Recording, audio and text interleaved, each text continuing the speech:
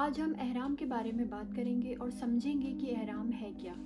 احرام کو لے کر لوگوں میں بڑی ہی غلط فہمیاں موجود ہیں، جس کی وجہ سے لوگ سب سے زیادہ غلطیاں کرتے ہیں۔ لوگوں کو لگتا ہے احرام صرف اس سفید کپڑے کو کہتے ہیں جو عمرہ یا حج میں پہنا جاتا ہے، جبکہ ایسا نہیں ہے۔ احرام ایک نیت کا نام ہے۔ جیسے نماز شروع کرنے کے لیے تکبیرۃ الاحرام ہوتا ہے، اسی طرح عمرہ شروع کرنے کے لیے بھی ایک نیت ہوتی ہے جس کو تلبیہ کہتے ہیں، اور جیسے ہی تلبیہ پڑھتے ہیں آپ حالت احرام میں آ جاتے ہیں اور آپ کے اوپر 25 چیزیں حرام ہو جاتی ہیں، اور بس تبھی سے آپ کا عمرہ شروع ہو جاتا ہے۔ اور جب تک آپ پورا عمرہ صحیح طریقے سے مکمل نہیں کر لیں گے تب تک آپ حالت احرام میں باقی رہیں گے، یعنی آپ کا عمرہ چلتا رہے گا اور 25 چیزیں آپ کے اوپر حرام رہیں گی۔ بھلے ہی آپ وہ سفید کپڑا اتار کر اپنے کپڑے پہن لیں یا پھر آپ اپنے ملک واپس آ جائیں، آپ حالت احرام میں ہی رہیں گے اور تمام چیزیں آپ کے اوپر حرام رہیں گی اور آپ کے اوپر کفارے لگتے رہیں گے۔ اب ہم احرام کے کپڑے کے بارے میں بات کریں گے۔ احرام کا کپڑا سفید پہننا مستحب ہے اور کالے اور زرد کپڑے کا احرام پہننا مکروہ ہے۔ ویسے آپ کسی بھی اور کلر کا احرام بھی پہن سکتے ہیں، اس میں کوئی حرج نہیں ہے، لیکن وائٹ کلر سب سے بہتر ہے اور سبھی لوگ وائٹ ہی پہنتے بھی ہیں۔ لیکن احرام میں آپ جو بھی کپڑا پہنیں اس میں کچھ باتوں کا خاص خیال رکھیں، جیسے احرام کی حالت میں خوشبو لگانا حرام ہے، تو احرام میں جو بھی کپڑا آپ استعمال کر رہے ہیں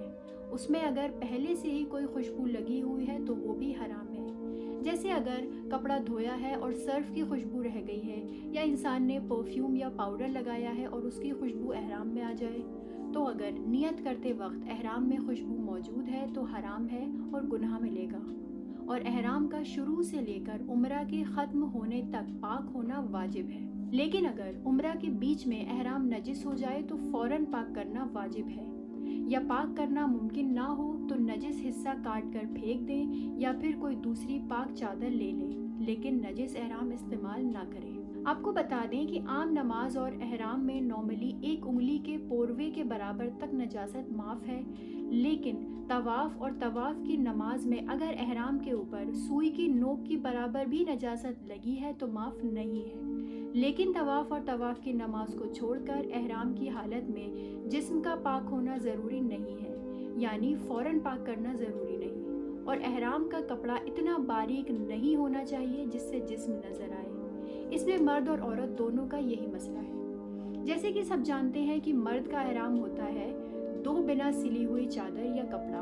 ایک کپڑے کو انسان دھوتی یا لنگی کی طرح لپیٹ لیتا ہے اور دوسرے سے انسان اپنے جسم کے اوپر کا حصہ کور کرتا ہے، لیکن عورت کا احرام صرف اس کے سلے ہوئے کپڑے ہی ہوتے ہیں جو وہ نارملی پہنتی ہے۔ احرام کا غسل ایک سنت غسل ہے، اور اگر حیض میں کوئی عورت ہے اس کے لیے بھی مستحب ہے کہ وہ یہ غسل کرے، لیکن احرام باندھنے کے لیے وضو یا غسل واجب نہیں ہے، یعنی آپ بنا وضو یا پھر غسل کیے بنا بھی احرام باندھ سکتے ہیں۔ آپ کو بتا دیں کہ احرام کے بعد 6 رکعت احرام کی نماز پڑھنا مستحب ہے، اور یہ بھی مستحب ہے کہ آپ کسی واجب نماز کے بعد احرام باندھیں تو پھر آپ کو احرام کی 6 رکعت نماز پڑھنا بھی ضروری نہیں ہے۔ آپ کو بتا دیں کہ احرام کی 6 رکعت نماز پڑھنے کا طریقہ بالکل صبح کی نماز کی طرح ہی ہے، یعنی آپ 2 رکعت کر کے یہ 6 رکعت نماز پوری پڑھ سکتے ہیں۔